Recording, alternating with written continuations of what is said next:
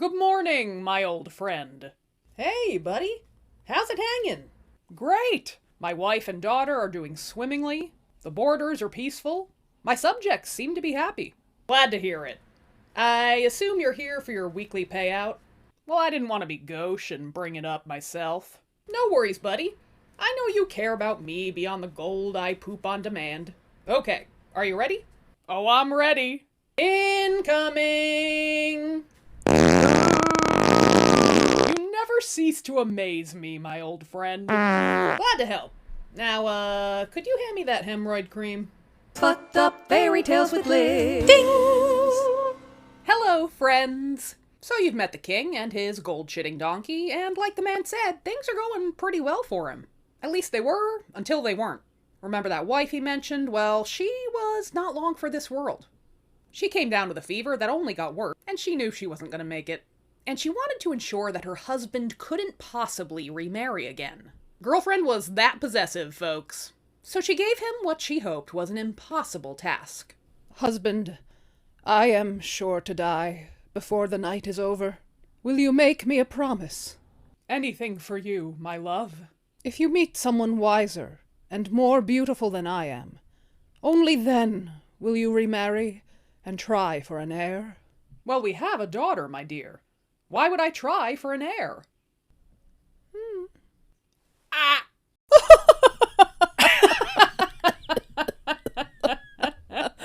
Oh, my dear, you do know how to make a dying woman smile. But please make that promise. You will not marry again if the woman's beauty and wit does not exceed my own. I promise. I gotta hand it to this girl. To have the confidence that there isn't possibly anyone who could exceed your own merits. I mean, she was wrong, but she was sure. But she didn't realize that the woman whose beauty and charm could exceed her own was much closer to home than she ever could have imagined. Good morning, Dad. How are you holding up? Ugh, terribly. I mean, your mother's body is barely cold, and my counselors are already on top of me to get married again. Well, you don't have to listen to them. Take your time. It's not so much that I don't want to. I like having a wife. But your mother placed this impossible task on me. I promised her I wouldn't remarry unless the woman I met had beauty and wit that exceeded her own. No such woman exists. Damn, I have gotta hand it to Mom. That is some chutzpah. Except you. Me? Yes. You look exactly like your mother, but you have the spark of youth she was starting to lose. And you're the only one who could best her at pub quiz. Yeah, too bad there's not a clone of me that you're not related to. I can't believe it. I found her. The woman I was meant to marry. You, my daughter. Oh.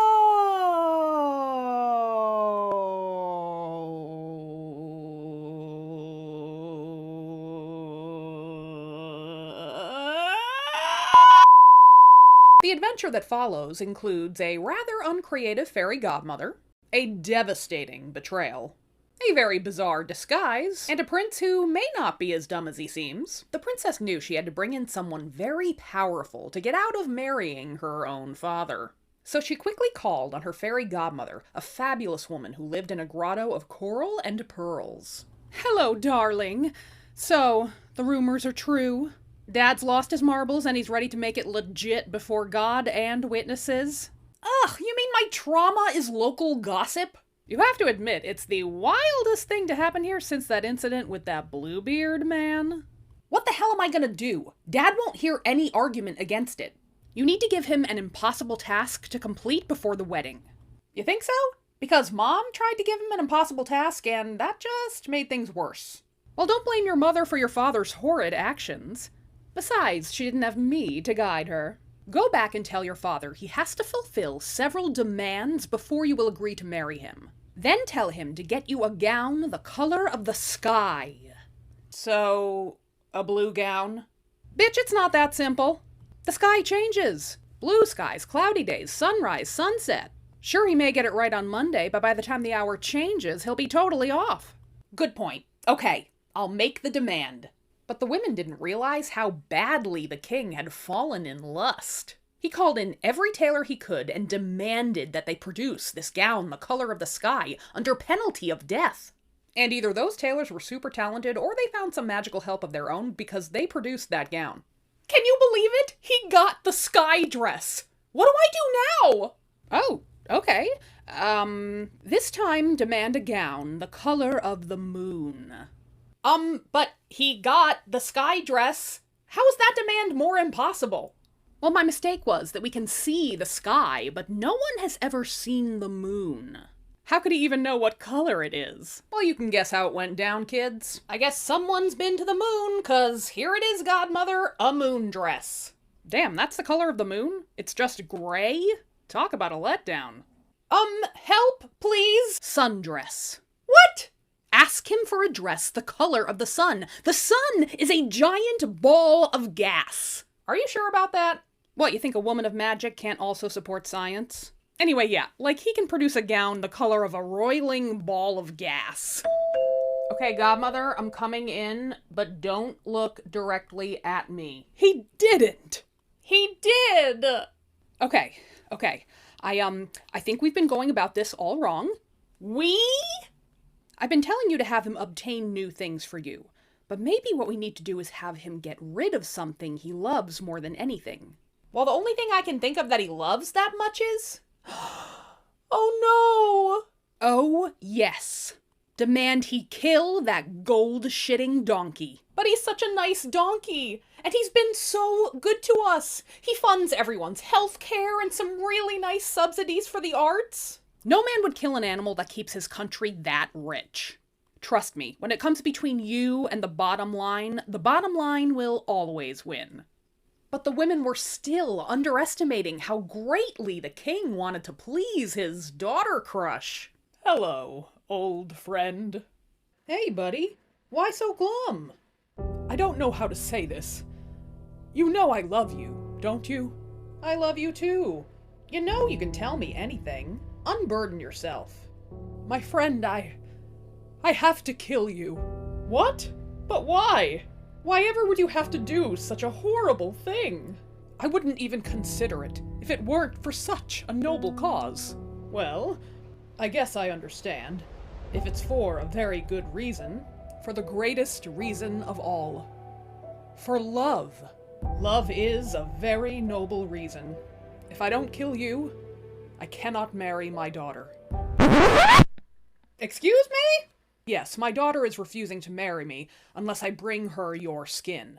And you're going to do it? Believe me, I wouldn't if I had another option. Here's another option. Don't marry your fucking daughter. Okay, I'm gonna have to ask you to calm down. I don't believe this. I have provided for you and your family for this entire kingdom. I have literally worked my ass off so you can have all the gold you want. And you're gonna repay me by slaughtering me so you can have incest with your own daughter? The situation is a lot more nuanced than that. I'm pretty sure it's that fucking simple. Look, it's gonna happen no matter what you say. So you might as well shut up and give me one more deposit before I skin you. Wow! You expect me to pay you before you kill me? Over my dead body. Oh wait, animals usually defecate when they die, so I guess I will get it over your dead body. It's pretty funny when you think about it. Alright, guards, time to, you know, pew pew pew pew. But whatever you do, don't hit the butthole. Look what you made me do! Okay. I just, okay, it's time to get you out of here. Thanks for waiting until people actually died before you gave her that advice. Okay, I'm giving you a magical trunk and a magic wand. Stow all of your belongings in the trunk. The wand will enable you to carry the trunk underground unseen. If you need anything from it, just tap the ground with the wand 3 times and the magic trunk will appear to you. Wear the donkey skin as your disguise. No one will want to come near you, and no one will believe a princess would ever wear such a hideous thing. You want me to wear the skin of the most famous donkey in the land to disguise myself? Have I ever been wrong? Thankfully, the fairy godmother's advice finally did some good.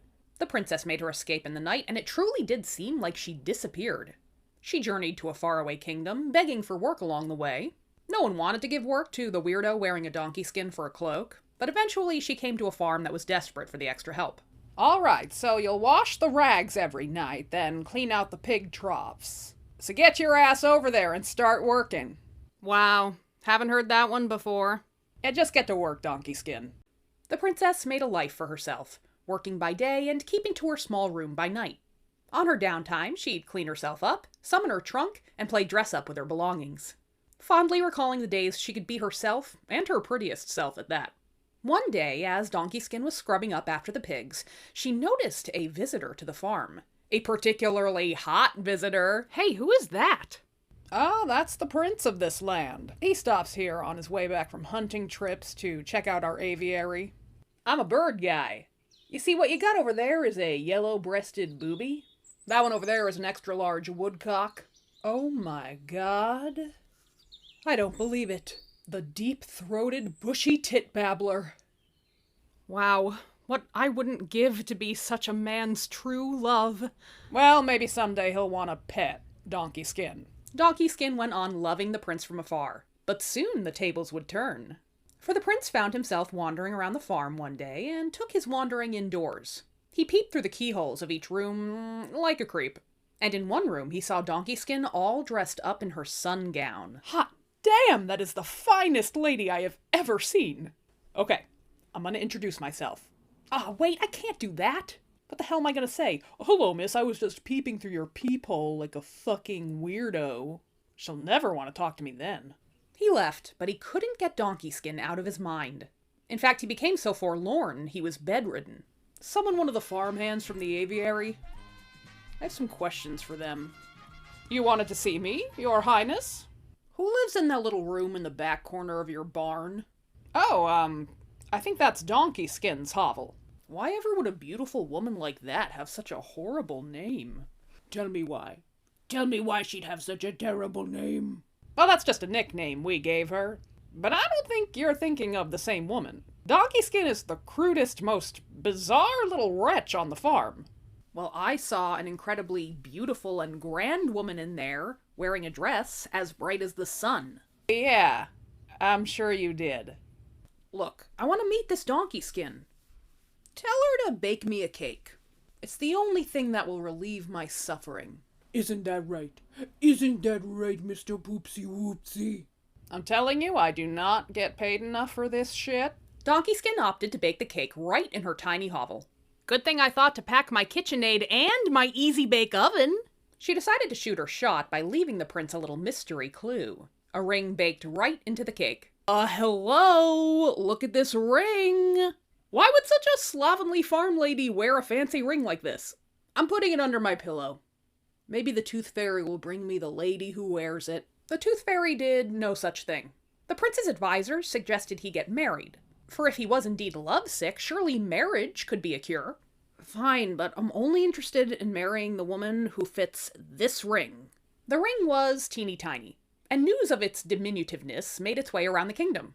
Women everywhere tried various means of slimming their fingers, carving them like turkeys, soaking them in acid, doing hand exercises over and over that I imagine are something like the I must increase my bust exercises from Judy Blume novels. Bender, must make these fingers slender! But even after all this, the prince had not found his woman, and all the women in the kingdom just had mutilated hands. But one lady hadn't tried yet. Bring me the donkey lady. You rang, your highness? Madam, may I see your hand? Check out these tiny fingers. Oh, yeah. The prince rang his servants and told them to introduce his fiancée to his parents at once. But Donkeyskin suggested she change first. So when the royal parents met the boy's beloved, they were bowled over at how gorgeous she was. Not to mention with a dress that matched the exact shades of the sky. Talk about a trendsetter. The wedding was the event of the century, with guests flying in from every corner of the world. In fact, Donkeyskin's own father was a guest at the wedding, and he was flabbergasted to see his utterly gorgeous daughter walking down the aisle. Oh, my dear! I am so happy to see you alive and well. Can you ever forgive me? Okay. Honey, why didn't you tell me your father is such a powerful king? It's a long story. And I'm here to tell the whole thing. Yes, that fairy god lady actually showed up to the girl's wedding and broadcasted her entire trauma to the crowd.